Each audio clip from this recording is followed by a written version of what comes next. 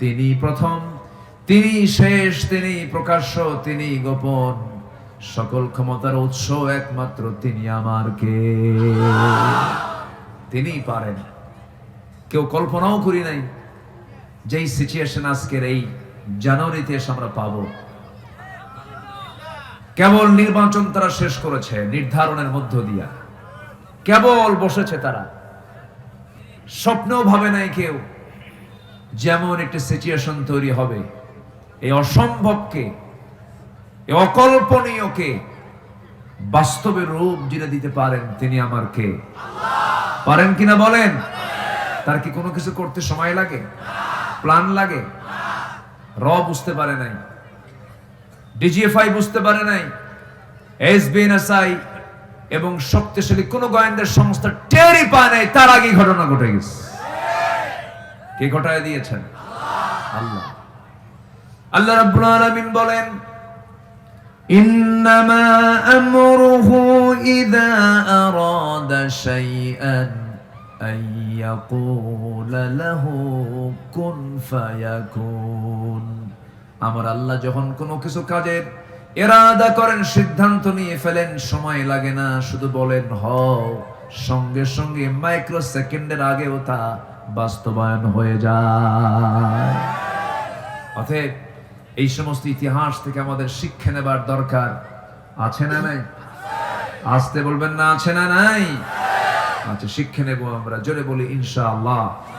জুলুম টিকে না, জুলুম টিকে না। সিরিয়া আছে, সিরিয়াকে ধরছে না বাশার আল আসাদ, হাফিজ আল আসাদ, এই গম শেষ হয়ে গেছে। কোন জুলুম টিকবে না। জুলুম আল্লাহ পাক রাখেন না, জুলুমকে খতম করে দেন তিনি কে? আল্লাহ পাক।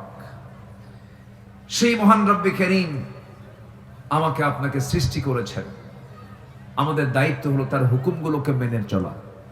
তিনি যা বলেছেন তা আমরা কোন যুক্তি তর্ক এগুলোর ঊর্ধ্বে রেখে তার সমস্ত কথাগুলোকে সামিআনা ওয়া আতাআনা, শুনলাম সঙ্গে সঙ্গে মেনে নেব, এটাই হচ্ছে বান্দার কাজ।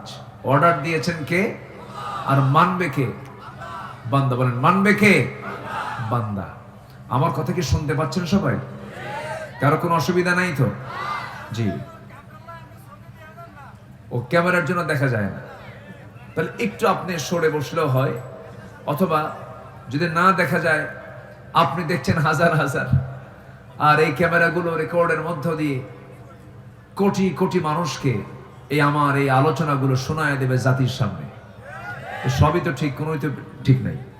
ওই যে একজন রিপোর্ট করলেন, তো এখন এটা যদি সরায় দেন তাহলে তো রেকর্ড বন্ধ হয়ে যাবে। অতএব আমরা কানটা একটু খাড়া করি, মনোযোগ দিয়ে একটু শোনার চেষ্টা করি। জোরে বলি ইনশাআল্লাহ, আরো জোরে বলি ইনশাআল্লাহ। সম্মানিত ভাইয়েরা, সূরাতুল ফুরকান, সূরাতুল ফুরকান। ফুরকান হলো এই কিতাবের আরেকটা নাম।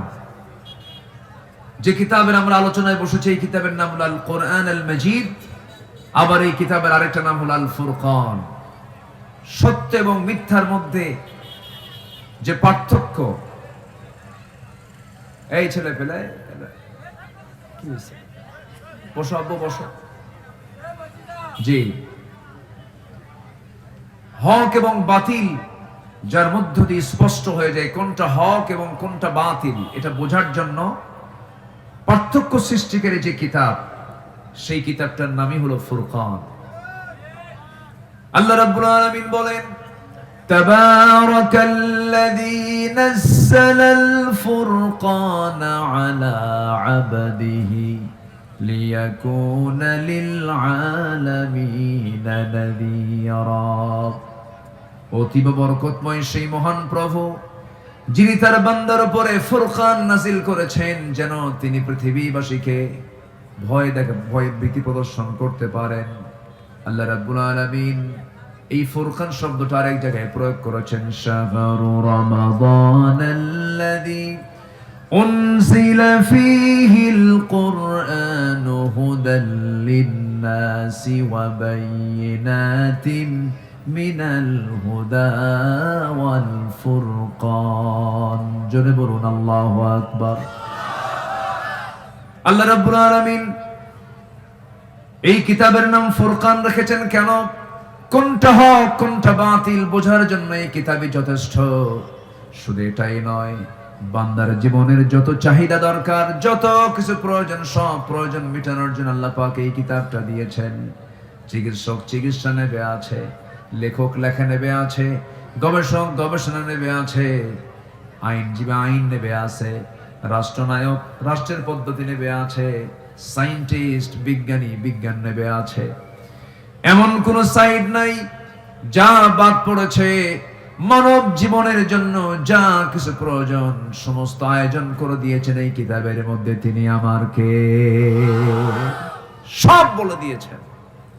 বহুদিন আগে আমার দেশের উত্তরাঞ্চল যমুনার ওপার, আপনারা তো মেঘনার এপারে তাই না, যমুনার ওপারে এক মাহফিল বহুদিন আগে এক জায়গায় বললাম কোরআনে সব কিছু আছে।